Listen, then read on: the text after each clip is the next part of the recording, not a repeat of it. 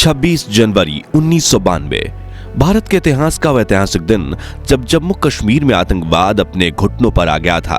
जब आतंकवादियों से जान की धमकी मिलने के बावजूद आज के पीएम मोदी ने श्रीनगर के लाल चौक में तिरंगा फहराया था और जब पाकिस्तान को भारत ने अपनी ताकत की झलक दिखाई थी, उस वक्त नरेंद्र मोदी ने अपने भाषण में ये कहा था, 26 जनवरी को परसों अब चंद घंटे बाकी हैं, लाल चौक में फैसला हो जाएगा किसने अपनी मां का दूध पिया। तो आखिर कैसे ओपोजिशन पार्टी के आम कार्यकर्ता होने के बावजूद उस वक्त नरेंद्र मोदी ने जम्मू कश्मीर में आतंकवाद को मुंहतोड़ जवाब दिया था। उसी साल टेंट में विराजित रामलल्ला के सामने उन्होंने कौन सी प्रतिज्ञा ली थी और जब वो आध्यात्म की तलाश में हिमालय गए थे तब उनके गुरुजी ने उन्हें कौन सा मंत्र दिया था, जानेंगे इस वीडियो में। लेकिन उससे पहले नए दर्शक जल्दी से चैनल को सब्सक्राइब कर दीजिए। दरअसल साल 1992 में जम्मू कश्मीर में आतंकवाद अपने चरम पर था। तभी बीजेपी के वरिष्ठ नेता मुरली मनोहर जोशी ने ऐलान किया कि वो श्रीनगर के लाल चौक पर भारत का तिरंगा फहराएंगे, जिसके लिए कन्याकुमारी से कश्मीर तक एकता यात्रा निकाली गई थी। लेकिन साथियों, आतंकवादियों ने इस रैली में शामिल होने वाले नेताओं को जान की धमकी दी थी। तभी नरेंद्र मोदी ने कश्मीर पहुंचने के ठीक 2 दिन पहले 24 जनवरी के दिन ऐसा भाषण दिया था जो सुनकर आतंकवादियों के पसीने छूट गए थे। उन्होंने कहा था कि हमारी यात्रा ने आतंकवादियों को परेशान कर रखा है।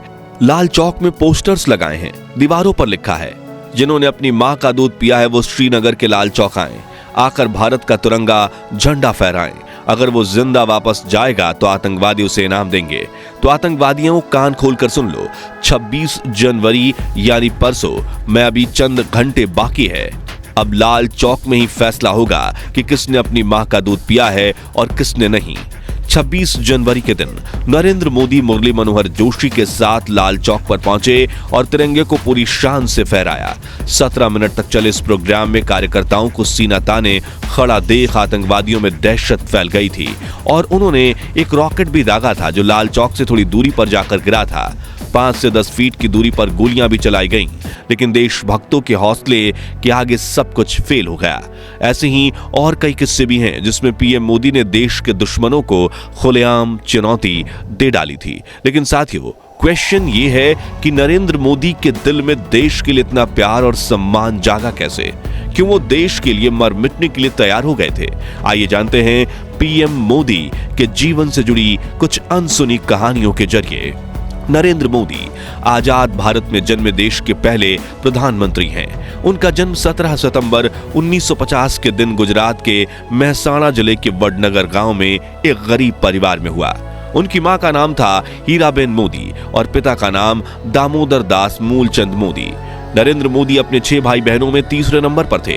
वे बताते हैं कि बचपन में उनके पिताजी वडनगर रेलवे स्टेशन पर चाय का एक छोटा सा स्टॉल लगाया करते थे और नरेंद्र स्टॉल पर अपने पिताजी की मदद किया करते थे, जहां वो ट्रेन के डब्बों में जाकर चाय बेचा करते थे।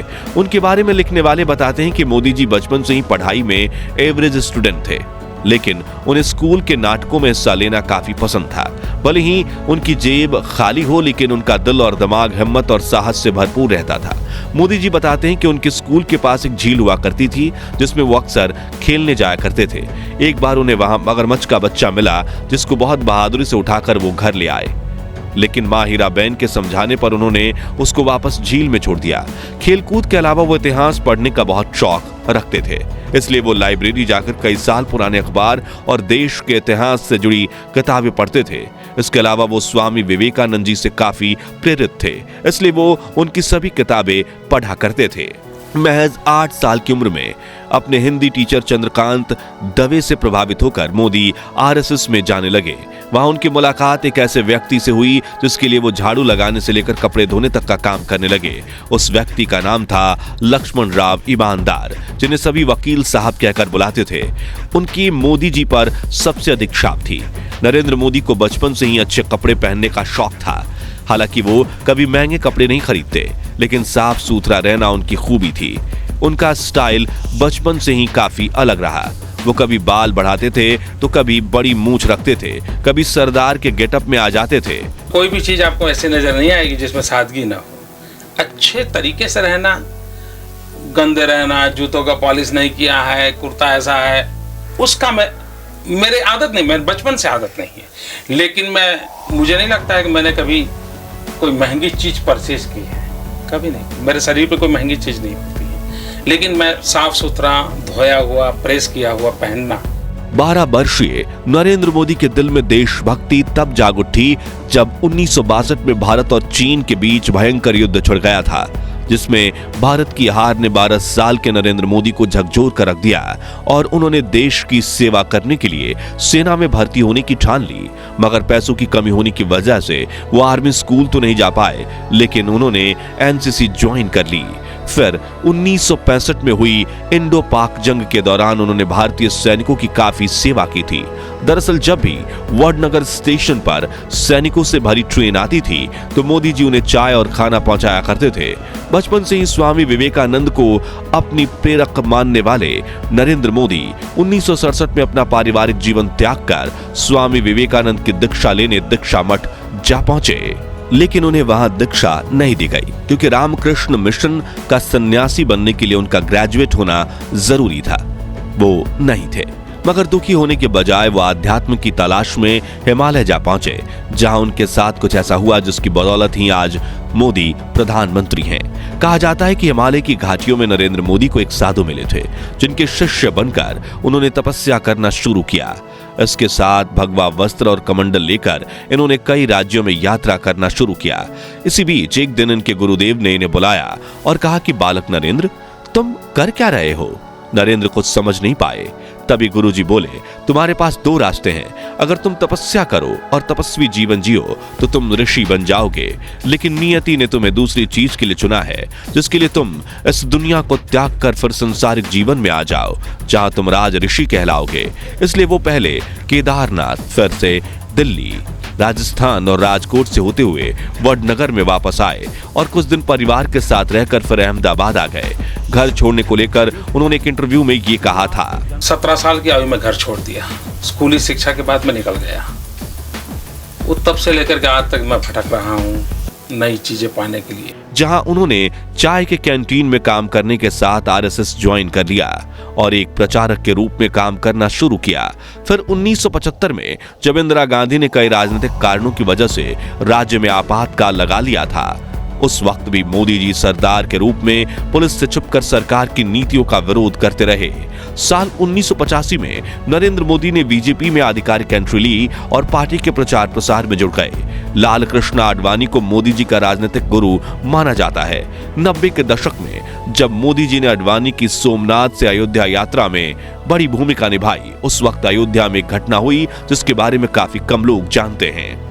बताया जाता है कि 1992 में नरेंद्र मोदी अपने 2-4 साथियों के साथ नंगे पांव अयोध्या में रामलल्ला के टेंट में पहुंचे, जहां प्रभु श्री राम को कड़ी तपस्या करते हुए देख वो काफी भावुक हो गए। उस वक्त उन्होंने भगवान राम की सौगंध खाते हुए प्रतिज्ञा ली थी कि मैं दोबारा आपके दर्शन करने तभी आऊंगा जब आप भव्य मंदिर में विराजमान हो जाएंगे। इस बात को 32 साल हो गए, लोग भूल गए, लेकिन नरेंद्र मोदी नहीं। उनके नेतृत्व में रामलल्ला को न्याय मिला और 22 जनवरी 2024 के ऐतिहासिक दिन पर उन्होंने ही नवनिर्मित राम जन्मभूमि मंदिर का उद्घाटन किया और उनकी प्रतिज्ञा पूरी हुई। इसके बाद उन्होंने अपने भाषण में रामलल्ला के लिए कुछ ऐसे बोल बोले जो सुनकर आपके रोंगटे खड़े हो जाएंगे। राम भारत की आस्था है, राम भारत का आधार है, राम भारत का विचार है, राम भारत का विधान है, राम भारत की चेतना है, राम भारत का चिंतन है, राम भारत की प्रतिष्ठा है, राम भारत का प्रताप है, राम प्रवाह है, राम प्रभाव है, राम नेति भी है, राम नीति भी है, राम नित्यता भी है, राम निरंतरता भी है, राम विभु है, विशद है, राम व्यापक है, विश्व है, विश्वात्मा है। पीएम मोदी गुजराती में कविता लिखते हैं। उन्हें फोटोग्राफी का भी काफी शौक है।